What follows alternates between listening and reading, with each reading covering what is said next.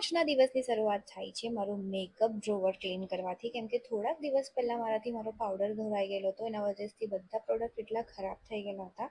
તો ફટાફટ બધા પ્રોડક્ટ બહાર કાઢ્યા, વેક્યુમ ક્લીનરથી ક્લીન કર્યું અને લાસ્ટમાં વેટ વાઇપ્સથી એને બરાબર રીતે સાફ કર્યું, કેમ કે પાવડર આખા ડ્રોવરમાં એટલા ખરાબ રીતે ફેલાયેલો હતો. પછી એક બધા પ્રોડક્ટને ક્લીન કર્યા અને બરાબર રીતે ગોઠવી દીધા અને ફાઇનલી તમે જોઈ શકો છો એટલું સારું થઈ ગયેલું હતું. અને બધું ગોઠવ્યા પછી મને એવું લાગે છે કે ભાઈ મેં કંઈ વધારે જ ખર્ચો મેકઅપ સ્કિન કેર પછાડી કરી દીધો છે, પણ કંઈ નહીં, ક્યારે ને ક્યારે તો કામ આવશે.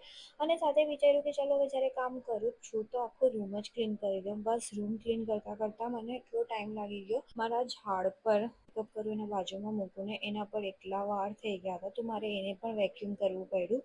અને બધું કામ પૂરું કરતાં કરતાં મને બપોરના 2 વાગી ગયા હતા. તો વિચાર્યું પહેલાં નાહીને એકદમ ફ્રેશ થઈ જાઉં, કેમ કે મને ભૂખ બી એટલી બધી લાગેલી હતી ને આટલા બધા કામ કર્યા પછી આટલું ટેસ્ટી ખાવાનું મળે.